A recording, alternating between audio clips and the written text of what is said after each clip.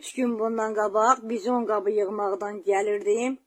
Gördüm ki, Seymurdur, Dədəliği Maisdir, bir də aşağı başın baş narkomanı Canı 1995-ci il təvəllüddür. Əlağalı Şahin Vaqifoğludur. Oturublar Kamaz Sabirin evinin dalındakı vagonun qabağında küləylər fıskırtırlar. Məni görüb qaçıb girdilər qəbristanlığa.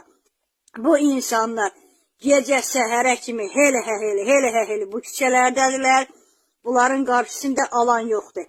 Plan çəkirlər. Seymur gecə səhərə kimi dədəsi Maislə, Əlağalı Şahin Vaqifoğlu'na mənim qapımda fırlanırlar.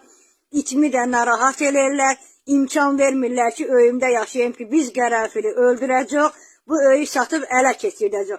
Bunların qarşısı niyə yığmırlar? Seymur suka agentdir deyənə, suka işlədiklərinə güvənir.